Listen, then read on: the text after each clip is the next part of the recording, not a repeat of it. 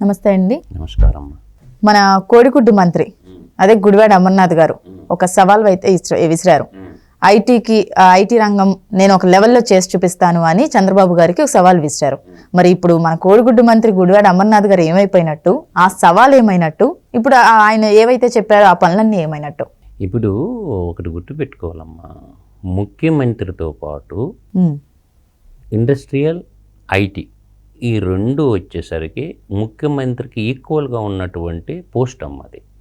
శాంతి భద్రతలు కాపాడటానికి home minister ఎలా ఉంటారో, చదువుకున్నటువంటి యువతకి ఉపాధి కల్పించటానికి గొప్ప శాఖ అది. ఐటీ చదువుకున్న ఐటీ నిపుణులకు కానీ, పాలిటెక్నిక్ చదువుకున్నటువంటి వాళ్ళకి కానీ, BTech mechanical engineering, civil engineering, chemical engineering, ఈ చదువుకున్న వాళ్ళందరికీ పరిశ్రమల మంత్రి నిరంతరం అన్వేషణ చేస్తూ నూతన పరిశ్రమలను స్థాపిస్తూ పని చేయాల్సి ఉన్నటువంటి మంత్రి గుడ్డు పెట్టింది, గుడ్డు పొదగాల, పొదిగిన పిల్ల అవ్వాలా, ఈ కథలు కాదు చెప్పాల్సి ఉంది. అతను ఎడ్యుకేటెడ్ అమ్మా గుడివాడ అమర్నాథ్. తన శాఖలో అసలు ఏముంది, పరిశ్రమలు ఎలా తేవాలా, పరిశ్రమలు ఎక్కడ స్థాపించాలా, రాష్ట్రంలో మౌలిక వసతులు ఏమున్నాయి, పరిశ్రమలను ఎలా ఆకర్షించాలా, తద్వారా యువతకు ఉపాధి ఎలా కల్పించాలా, రాష్ట్ర ఎకనామిక్ అభివృద్ధిలో ఒక గొప్ప పాత్ర పోషించవచ్చు ఎవరు, పరిశ్రమల మంత్రి. ఆయన పనులు ఆయన చేయటం లేదమ్మా. ఆయనకి తెలుసో లేదో నేను నీకు కొన్ని చెప్తాను తల్లి. ఇది చాలా పెద్ద సబ్జెక్టు. ఒక ఫైబర్ గ్రిడ్ అనే ఒక ప్రోగ్రాం లాంచ్ చేశాడమ్మా గుడివాడ అమర్నాథ్.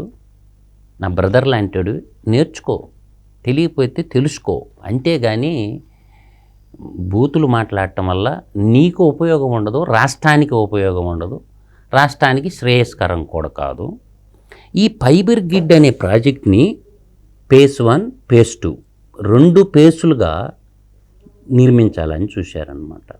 అసలు దీనివల్ల ఉపయోగం ఏంటి సార్ అని మీరు అడగొచ్చు. ఫైబర్ గ్రిడ్ వల్ల ఏం ఉపయోగం అంటే, ఈరోజు ఇంటర్నెట్ రంగంలో స్కూళ్ళకు కానీ వ్యాపారస్తులకు కానీ ఈ డిజిటల్ ఇండియాలో భాగంగా ప్రతి గ్రామానికి ఇంటర్నెట్ అవసరం.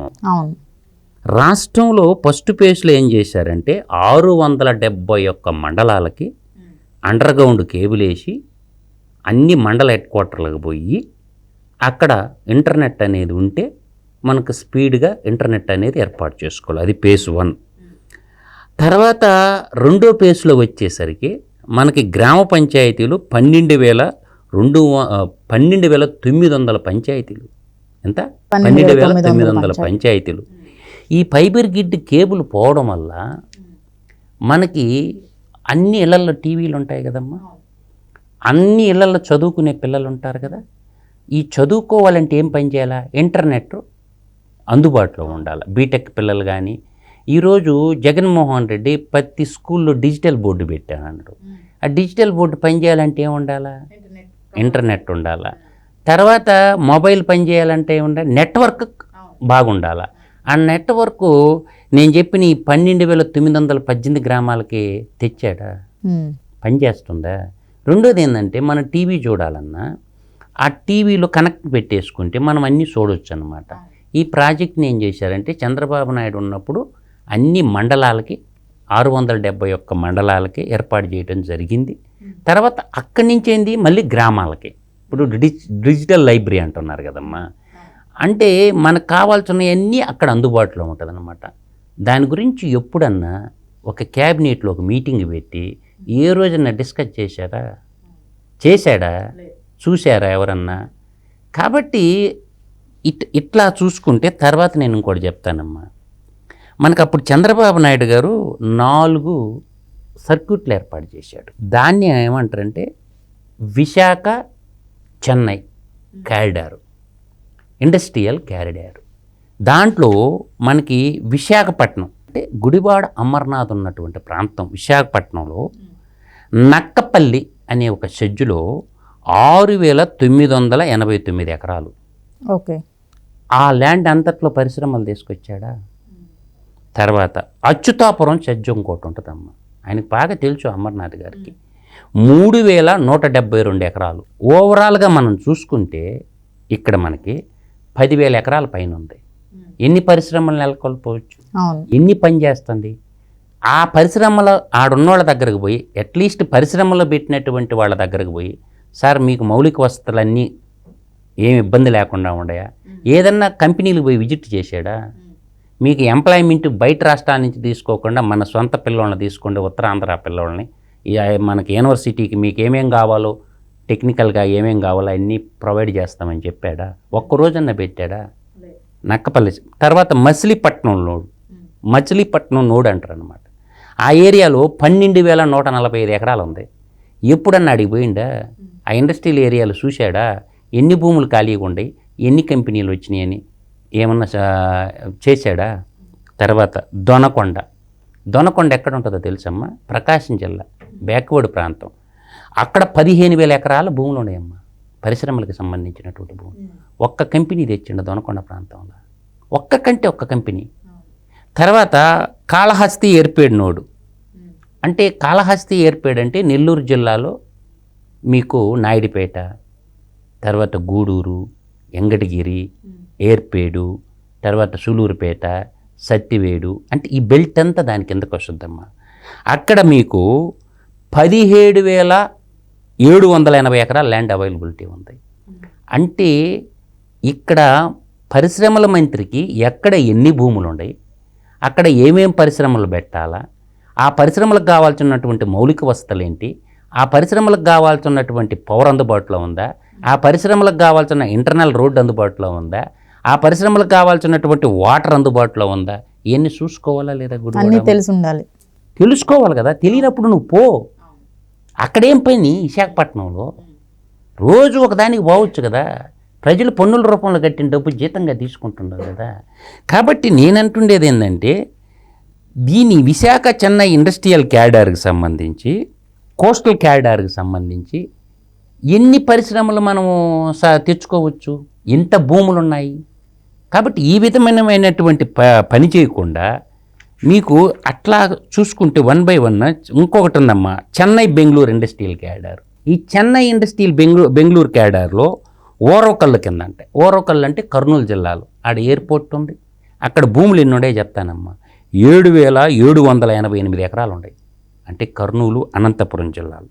తర్వాత ఈ చెన్నై బెంగళూరు ఇండస్ట్రియల్ క్యారిడార్ కిందనే కృష్ణపట్నం సర్కిల్ వస్తుందన్నమాట. ఈ కృష్ణపట్నం సర్కిల్లో 15,976 ఎకరాలు ఉంది. తర్వాత హిందూపురంకి వచ్చేసరికి 10,743 ఎకరాలు ఉంది. అది నేషనల్ హైవే అంతా 40 ఒకటి, నేషనల్ హైవే నెంబర్ వచ్చి 44. బెంగళూరు కర్నూలు పోయేదాన్ని ఏమంటారు తెలుసా? National highway number 44. తర్వాత మనకి ఓర్వకల్లు నుంచి, మనకి కర్నూలు దగ్గర ఓర్వకల్లులో కర్నూలు నుంచి రేణుగుంట దాకా వచ్చేదాన్ని నేషనల్ హైవే నెంబర్ 40. ఓకే. మనకి మద్రాసు నుంచి విశాఖపట్నం పోయేటటువంటి నేషనల్ హైవే నెంబర్ 16. ఈ మనకి ఇంత పెద్ద నెట్వర్క్ ఉన్నప్పుడు, ఇంత పెద్ద సొమ్ము ఉన్నప్పుడు, ఈ పిల్లలకందరికీ మనం ఉద్యోగాలు ఇవ్వాలా అంటే మౌలిక వసతులు కల్పించాలనా లేదా? ఎన్ని కంపెనీలు తెచ్చిండు? ఒక్క కంపెనీ అన్న తెచ్చిండా? గుడివాడ అమర్నాథ్ ఒకటే ఏ సెక్టార్లో తెచ్చాడు? కాబట్టి నేను సిద్ధం డిబేట్కి. ఎప్పుడు వస్తుడో రమ్మని చెప్పండి అమర్నాథ్ గారిని, ఎక్కడ కూర్చుందామో చెప్పండి, పారిశ్రామిక ఏ విధంగా అభివృద్ధి చేసినాడో మనం మాట్లాడుకుందాం. మనకి ఈ ఫోకస్ ఏంటంటమ్మా, ఫుడ్ ప్రాసెసింగ్లో ఎన్ని యూనిట్లు తెచ్చావు, కెమికల్ అండ్ పెట్రోలియం ఎన్ని కంపెనీలు తెచ్చినావు, టెక్స్టైల్స్ అంటే క్లాత్ ఇండస్ట్రీకి సంబంధించి ఎన్ని కంపెనీలు తెచ్చినావు, ఎలక్ట్రానిక్స్కి సంబంధించి ఎన్ని కంపెనీలు తెచ్చినావు, మెటలర్జరీ దీనికి సంబంధించి ఎన్ని కంపెనీలు తీసుకొచ్చినావు, ఫార్మాస్యూటికల్స్ ఎన్ని కంపెనీలు కొత్తవి తెచ్చావు, తర్వాత ఆటోమొబైల్ అండ్ ఆటో యాన్సిలరీస్ అంటే ఆటోమొబైల్ ఇండస్ట్రీస్ అమ్మ, యాన్సిలరీస్ అంటే స్పేర్ పార్ట్స్ అమ్మ, ఎన్ని తెచ్చినావు నువ్వు, ఎన్ని కంపెనీలు పెట్టావు?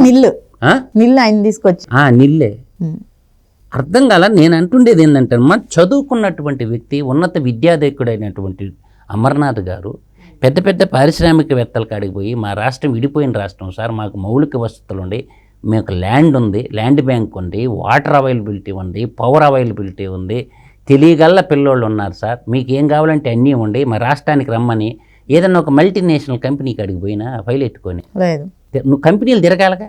నువ్వు ఎందుకు ఇంక పరిశ్రమల మంత్రిగా ఉండి ప్రజల సొమ్ము జీతంగా తీసుకుంటున్నావు, ఎందుకు తీసుకుంటున్నావు నువ్వు? కాబట్టి ఈ విధంగా చెప్పుకుంటా పోతేనమ్మా మినరల్ రిసోర్స్ అమ్మ. మినరల్ రిసోర్స్ ఉంటే ఏమో, ఈ మినరల్ని ఎక్స్పోర్ట్ చేయకూడదు, ఇక్కడే మనం వస్తువులు తయారు చేసుకొని వస్తువు రూపాన్ని చేసి. ఇప్పుడు మినరల్స్ చూడండి అమ్మ, ఆంధ్రప్రదేశ్లో ఉండే మినరల్స్, బాక్సైట్ ఉందా, హెవీ మినరల్స్ బీచ్ శాండ్ ఉందా, లైమ్ స్టోన్ ఉందా, గోల్డ్ అండ్ డైమండ్స్ ఉన్నాయా, డోలనమైట్ ఉందా, ఆయిల్ అండ్ న్యాచురల్ గ్యాస్ ఉందా, యురేనియం ఉందా, గ్రానైట్ ఉందా, టైటానియం ఉందా? మన రాష్ట్రంలో ఉండేటటువంటి మినరల్స్ ఈ మినరల్స్కి సంబంధించినటువంటి పరిశ్రమలు తీసుకొచ్చిన ఇప్పుడు యురేనియం అమ్మ, కనీసం అవి ఉన్నాయని తెలుసో లేదో ఆయనకి. అసలు ఆ బాక్సైట్ దేని కొడతా కూడా ఆయన చెప్పండి. అదే కాబట్టి నేను అనేది ఏంటంటే బీచ్ శాండ్ కానీ, లైమ్ స్టోన్ కానీ, గోల్డ్ కానీ, డైమండ్స్ కానీ, డోలనమైట్ కానీ, ఆయిల్ అండ్ న్యాచురల్ గ్యాస్ కానీ, యురేనియం కానీ, గ్రానైట్, టైటానియం, ఇట్లాంటివన్నీ ఉండేగా మనకి. వీటికి సంబంధించిన నువ్వు సాధించినటువంటి విజయాలు ఏంటి అని నేను అడుగుతుండే. చెప్పండి. ఇవాళ ఎస్టాబ్లిష్మెంట్ ఆఫ్ సిమెంట్ కొత్త కంపెనీ ఏదన్నా ఒక పరిశ్రమ దేకొచ్చిన కొత్త సిమెంట్ ఇండస్ట్రీ వచ్చిందా? తర్వాత గ్యాస్ బేస్డ్ థర్మల్ ప్లాంట్స్ ఎన్ని వచ్చినాయా? తర్వాత ఆయిల్ రిఫైనరీస్ ఎన్ని తీసుకొచ్చినవా? తర్వాత mining and refineries, steel and sponge, alumina, ఇట్లాగా చెప్పుకుంటా పోతే అనంతం ఉంది పరిశ్రమల సెక్టార్ గురించి. 10 రోజులు మాట్లాడుకోవచ్చు ఇండస్ట్రీల గురించి. నేను అంటుండేది ఏంటంటే ఫైనల్గా ఒక్కటి కాదమ్మా, 1, 2 మనం చెప్పుకోవటం పోతుంటా పోతే మనకి ఇన్వెస్ట్మెంటు, పరిశ్రమలు వస్తేనే ఉద్యోగాలు వస్తాయి. కాబట్టి పెద్ద పెద్ద కంపెనీల దగ్గరకు పోయి వాళ్ళతో బతిమలాడుకొని బాపాలి, ఒక చిన్న యూనిట్ పెట్టి వాళ్ళకి కావాల్సిన మౌలిక వసతులు ఏర్పాటు చేస్తే ఉద్యోగాలు వస్తాయి. కానీ ప్రతి సవాళ్ళు కాదు, చదువుకున్నటువంటి పిల్లలకి ఉద్యోగాలు ఎన్ని ఇచ్చినవు అని అడుగుతారు అనమాట. ఇప్పుడు నేను ఒక చిన్నది చెప్తానమ్మా, ఒక చిన్నది ఫైనల్గా ఆయనకి ఒక చిన్నది చెప్తాను. ఇక్కడ ఒకటే ఉంది, అది తెలుసుకోవాలా. Mini life science park, incubation centres, life science knowledge centre 3 ఉంటాయమ్మా. ఈ మన చేతిలో ఉన్నాయి. ఎందుకు చెప్తున్నానంటే డాక్టర్ రెడ్డి ల్యాబ్స్ మనదే కదా, పైడి భీమవరంలో 1 యూనిట్టే కదా ఉండేది. పైడి భీమవరంలోనే ఉంటుందమ్మా, నేను వర్క్ చేశాను 99లో, 1 యూనిట్. వాళ్ళ హైదరాబాద్లో, తెలంగాణలో ఎన్ని యూనిట్లు ఉండేవి? చాలా యూనిట్లు ఉండేవి. ఒక బొల్లారంలోని 3 యూనిట్లు ఉండేవి, బాచుపల్లిలో 1 యూనిట్ ఉంది, మిరియాలు కూడా పెద్దేవులపల్లిలో 1 యూనిట్ ఉంది. వాళ్ళని బట్టి ఆడుకుంటూ ఇంకొక కంపెనీ పెడతారుగా, రెడ్డి ల్యాబ్స్. దాన్ని నెల్లూరు వాళ్ళ దగ్గర రెడ్డి ల్యాబ్, నెల్లూరు వాళ్ళ దగ్గర, గుంటూరు వాళ్ళది, నెల్లూరు వాళ్ళ దగ్గర. తర్వాత గ్లాస్కో స్మిత్ లైన్ అమ్మ వచ్చింది కంపెనీ. ఎంత పెద్ద కంపెనీ గ్లాస్కో స్మిత్ లైన్. ఎప్పుడన్నా ఫైల్ ఎత్తుకొని పోయినావు అమర్నాథ్? నువ్వు 1 యూనిట్ పెట్టమని అడిగినవా? అరబిందో వాళ్ళది పైడి భీమవరంలో 1 యూనిట్ ఉందమ్మా, 1 యూనిట్ నాయుడుపేట దగ్గర ఉంది. తర్వాత చెప్తా. ఫ్లెక్స్, లారస్ ల్యాబ్స్, డాక్టర్ సత్యనారాయణ హైదరాబాద్లో బయోటెక్ పార్క్లో ఉంది లారస్ కంపెనీ. వాళ్ళని బయట ఆడుకుంటే ఒక కంపెనీ వస్తుంది. తర్వాత బయోకాన్ ఎక్కడ ఉంటుంది? హెడ్ ఆఫీసు బెంగళూరులో ఉంటుంది. లేడీ కిరణ్ మేడం, ఆమె మొత్తం ఆడపిల్లలు ఉంటారు, కింగ్, ప్రధానమంత్రులు కూడా ఆమె అపాయింట్మెంట్ తీసుకుంటారు అనమాట. ఆమెను పట్టుకొని ఆమెకు ఆడికి పోయి, మేడం ఒక కంపెనీ పెట్టండి మాకు ఉద్యోగాలు ఇవ్వమని అంటే ఆమె ఒక కంపెనీ పెట్టద్దుగా, బయోకాన్ ఆమె. తర్వాత మైలాన్ ల్యాబొరేటరీస్ 1 యూనిట్ ఉంది విశాఖపట్నంలో. నాట్కో చౌదరి గారు ఉన్నారుగా, ఆయన బయట ఆడుకుంటే 1 యూనిట్ పెడతాడుగా. తెలంగాణలో ఉండేగా యూనిట్లా. కొత్తూరు కాడ ఒక నాట్కో ఉంటుంది, నాగార్జున సాగర్ కాడ ఒకటి ఉంటుంది. నాట్కో చౌదరి కాడికి పైలు ఎత్తుకొని పోయి, ఎప్పుడన్నా సార్ మీరు రండి సార్, మీకు ఏం ఇబ్బందులు పెట్టము, మీకు ఏం కావాలో చెప్పండి సార్ అని పైలు ఎత్తుకొని పోయినా. తర్వాత నేను ఎందుకు చెప్తున్నానంటమ్మా, హెట్రో డ్రగ్స్ నక్కపల్లి కాడ ఉందమ్మా, సెజ్ ఉంది వాళ్ళకి, హెట్రో వాళ్ళకి. తర్వాత జీవీకే బయో సైన్స్ అన్నమాట. తర్వాత దివీస్ ల్యాబొరేటరీస్, వాళ్ళు తగరపాల్స్ కాడ దివీస్ ప్లాంట్ ఒకటి, తూర్పుగోదావరి జిల్లాలో దివీస్ ఉంది. తర్వాత SMS pharmaceuticals limited, Suman life sciences, Lupin pharmaceuticals లింకు, వికేటి, హోస్ప్రియా, గ్రానుల్స్ ఇండియా, టైకికెమ్ ఇండస్ట్రీస్ లిమిటెడ్. టైకికెమ్ అంటే ఏం లేదమ్మా, పాత సిరీస్ కంపెనీ, దాని పేరు మార్చారు. మనక కాకినాడ దగ్గర సర్పవరం అని ఉంటుంది, కాకినాడ దగ్గర సర్పవరం, అక్కడ సిరీస్ ఇండియా లిమిటెడ్ ఉండేది. మన Vijayawada series, Gummadidala series, LB Nagar series అని అంటే వాళ్ళ రాజుగారు మన ఏషియాలో నెంబర్ 1 కంపెనీగా ఉండేది. అది పతనమే పేరు మార్చుకున్నాడు టైకికెమ్ అని. ఇట్లా ఈ బీ ఫార్మసీ చదువుకున్న పిల్లలకి, ఎంఎస్సి ఎనలిటికల్ కెమిస్ట్రీ చదువుకున్న వాళ్ళకి, ఎంఎస్సి ఆర్గానిక్ కెమిస్ట్రీ చదువుకున్న పిల్లలకి, వీళ్ళందరికీ ఎన్ని ఉద్యోగాలు ఇవ్వచ్చమ్మా? ఎంతమంది పిల్లలు ఉంటారు చదువుకున్న పిల్లలు? అందరు హైదరాబాదు, బెంగళూరు, అంకిలేశ్వరు, పూణే పోకుండా స్థానికంగా మనకు ఇబ్బంది లేకుండా చేయొచ్చుగా. కాబట్టి ఈ రకంగా ఆలోచించుకొని ఆ పరిశ్రమల పెద్దలను కలిసి ఒక్కరోజు కాకపోతే ఒక్కరోజు పోయింది అమర్నాథ్, గుడివాడ అమర్నాథ్. వీళ్ళందరూ కంపెనీ ఎండీలకి అడిగిపోయి, సార్ ఒక యూనిట్ పెట్టండి సార్, మీకు ఏం కావాలని చెప్పి ఫైల్ సంఖ్యలో పెట్టుకొని. మొన్న ఇది కూడా మిస్ చేశారు, పెట్టుబడిదారుల సమ్మిట్ జరిగినప్పుడు కూడా దానికి కూడా ఎవరు వస్తారమ్మా వీళ్ళ మోకాలు పెట్టుబడి 13 లక్షల కోట్లు అంట, 13,000 రాలా. ఎందుకు గాలి మాటలు, గాలి వ్యవహారాలు, గాలిపాటి మాటలొద్దు. నేను చెప్పిన వాటిల్లో చూడండి అమ్మా, ఈ విధంగా చూసుకుంటే గుడివాడ అమర్నాథ్ సవాళ్ళు ఇసిరేదానికి, సోషల్ మీడియాలో మాట్లాడుకునేదానికి ఉంటుందే తప్ప దానివల్ల ఉపయోగం నిల్లు. పరిశ్రమల మంత్రి రోజు ఒక కంపెనీకి అడిగిపోయి ఆ మేనేజింగ్ డైరెక్టర్లు, సీఈఓలతో మాట్లాడుకొని వాళ్ళు బాపాలు బంగపోలితే మనకి కంపెనీలు వస్తాయి. కానీ ఈ సవాళ్ళు, ప్రతి సవాళ్ళు కరెక్ట్ కాదు. నేను అంటుండేది ఫైనల్గా ఏంటంటే, Gudivada Amarnath, you are educated, not a kid. కాబట్టి మీ ముఖ్యమంత్రికి బానిసగిరి చేసేది ఎందుకంటే, నీకు పవర్స్ ఉండేవి. నీ ముఖ్యమంత్రి కంటే నువ్వు ప్రతి పరిశ్రమ దగ్గరకు పోయి సీఈఓ వాళ్ళకి అడిగిపోయి, సార్ రండి, మా దగ్గర ఇంత ల్యాండ్ బ్యాంక్ ఉంది, మీకు ఏం కావాలా, ఏం అవసరాలు ఏందో చెప్పండి సార్ అని చెప్తే వస్తారమ్మా. నువ్వు కూర్చొని సోషల్ మీడియాలో చంద్రబాబు నాయుడిని, లోకేష్ని తిడితే రాష్ట్ర ప్రజలకు ఏమొరగద్ది, చదువుకున్న పిల్లలకి ఏమొరగద్ది? చేత ఏంటంటే గుడివారం సవాళ్ళు, ప్రతి సవాళ్ళు మానుకో. నువ్వు ఏదన్నా డిబేట్కి రాదలుచుకుంటే రా, హైదరాబాద్ ప్రెస్ క్లబ్లో కూర్చున్నాం, నీ జర్నలిస్టులు అందరిని పిలుచుకో, నీ దగ్గరున్న డేటా మొత్తం పెట్టకురా, నా దగ్గరున్న డేటా మొత్తం నేను తెస్తా, ఎవరు డేటా ఏందో తేల్చేద్దాం, తేల్చుకుందాం, మన ఇద్దరం తేల్చుకుందాం. లోకేష్ వద్దు, మన ఇద్దరం తేల్చుకుందాం. ఎందుకంటే నేను ఇండస్ట్రియల్ కెమిస్ట్రీలో 20 ఏళ్ళు పనిచేసినారా బాబు 4 రాష్ట్రాల్లోనూ. నాకు తెలుసు ఎక్కడెక్కడ ఏ పుడింగ్ కంపెనీ ఉండేది, ఒక ఫార్మాస్యూటికల్ రంగం కానీ, బల్క్ డ్రగ్స్ కానీ, తర్వాత ఆ కంపెనీలు ఎక్కడెక్కడ ఉండేవన్నీ నాకు తెలుసు బిడ్డ. నువ్వు రా, డిబేట్ పెట్టుకున్నావు. అందువల్ల ఏంటంటే పెద్ద పెద్ద డైలాగులు వద్దు. నువ్వు అన్ఫిట్ అయిపోయినావు, నువ్వు కోడిగుడ్డు అనగానే కోడిగుడ్డు మంత్రిగా మాడిపోయాను. మీ నాన్నగారు గౌరవంగా బతికిండు, మీ నాన్నగారు ఇలువ తీసేస్తాడు. కాబట్టి నువ్వు అన్ఫిట్ అయిపోయినావు. కాబట్టి నువ్వు పెద్ద పెద్ద సవాళ్ళు ఇసరబాకు. ముందు ఆ సీట్ ఇస్తాడో లేదో అది చూసుకో నువ్వు. కాబట్టి నువ్వు డిబేటు సిద్ధమన్నావు, సవాళ్ళకు సిద్ధమన్నావు కదా. మన హైదరాబాద్లో బషీర్బాగ్ ప్రెస్ క్లబ్లో పెట్టుకున్నాం.